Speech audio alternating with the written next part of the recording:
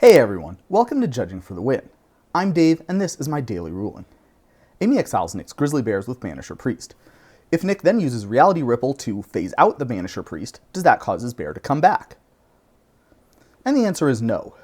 Phasing in or out does not constitute a zone change. Therefore, because Banisher Priest has not left the battlefield, the Grizzly Bears does not return.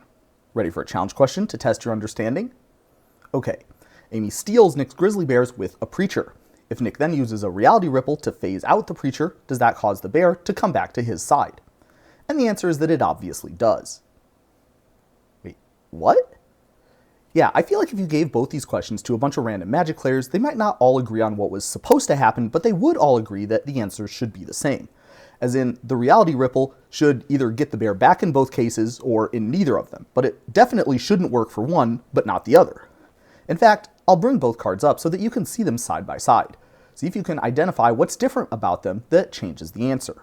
Or, if you already know, consider the yet more difficult problem of how you would explain the difference to a Magic player with an average level of rules knowledge in a way that made sense. Something I spent the better part of my Christmas break pondering. Your first thought might be that, well, maybe phasing out somehow untaps the Preacher, but that's not it. It is true that when a permanent that's tapped phases out, it will be untapped after it phases back in, but that's just because the part of the turn where you untap everything happens after the part where stuff phases in. The actual reason that Nick regains control of the Grizzly Bears in the Preacher scenario is because of this rule here.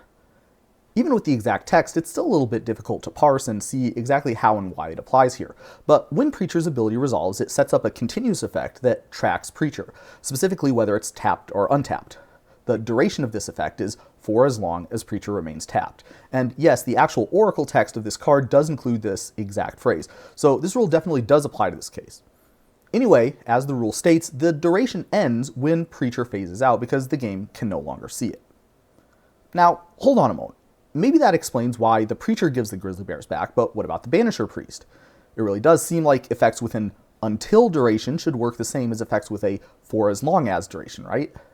Well, it turns out this small difference in templating is the key to understanding why these are treated differently. Why are these templated differently anyway? The reason is that there are different types of effects. Preacher creates a continuous effect. It modifies the controller of the targeted creature for some period. Notice that Banisher Priest does not do any of the things this rule says continuous effects do. Rather, it moves the Grizzly Bears from one zone to another.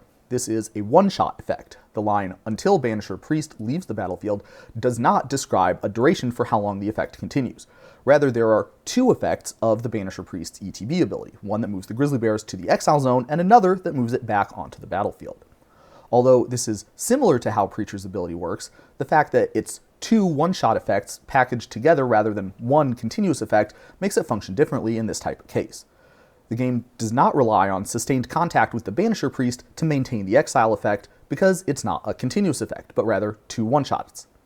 Because I'm a mechanical engineer, I like to think of the Preacher ability as functioning like a momentary switch that only passes a signal as long as the Preacher is there to hold it shut.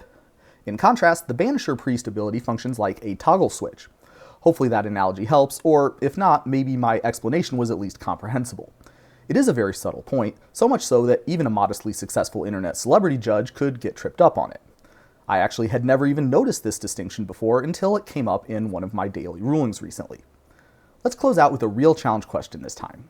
Amy taps Nick's Grizzly Bears with Dungeon Geists. If Nick phases the Dungeon Geists out with Reality Ripple, will he be able to untap Grizzly Bears?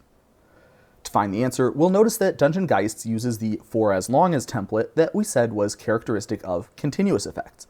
We can also see that the Dungeon Geist's ability changes the rules of the game, making it so that the Grizzly Bears does not untap during Nick's untap step, which is also confirmation that this is indeed a continuous effect.